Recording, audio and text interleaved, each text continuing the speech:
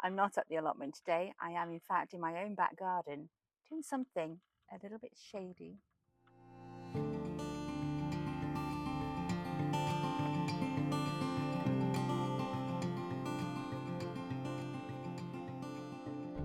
Builders, plumbers, and gardeners, we all seem to suffer from the same issue, that we are brilliant at looking after everybody else's spaces, but when it comes to our own, we can be a little bit neglectful.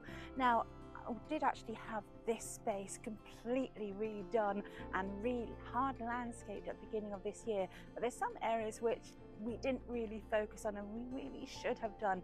And I'm looking at this border over here right by the side of my wall.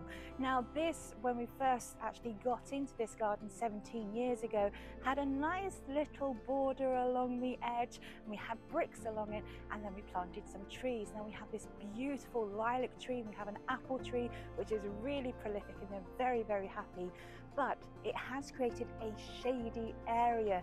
So no matter how much sort of turf or any grass seed we put down, nothing is going to grow in this area unless it is shade loving plants. So what I'm going to do today is I am going to focus on this area, and I am going to be creating a nice shaded bed.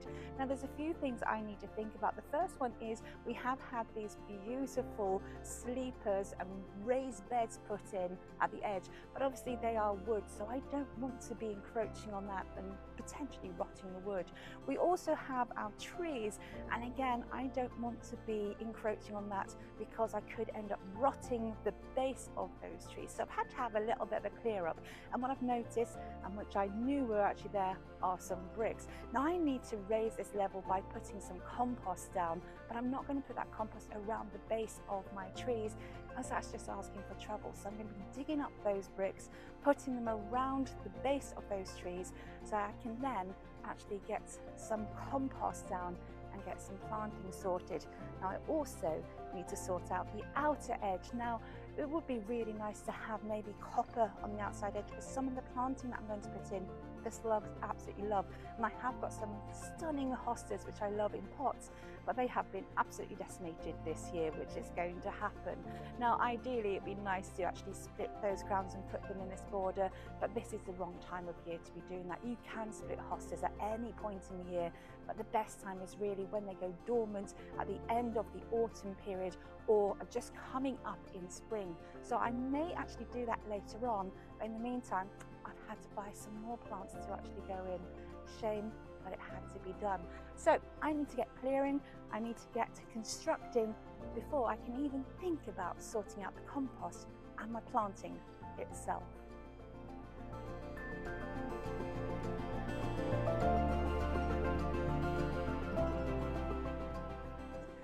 My word, has this taken a lot longer than I was expecting, because this was just so compacted and solid that I couldn't even get a spade in it. So it's been a hands and knees job all the way.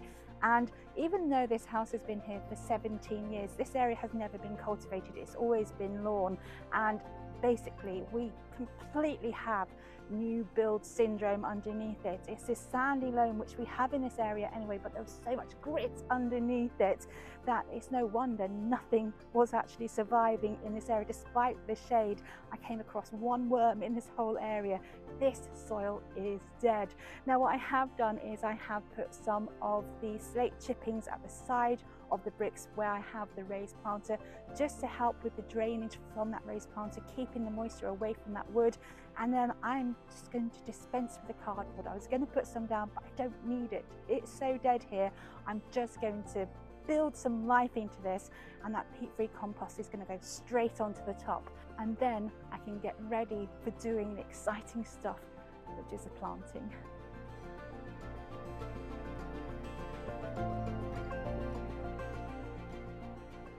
And there we are, all of the compost is down, and I have to say the difference between the nice freshly laid peat-free compost and what's around the trees is so stark. I feel really guilty about those trees. I might give them a real thin little layer of compost just to keep them happy, because I don't know how they're actually still surviving in this soil.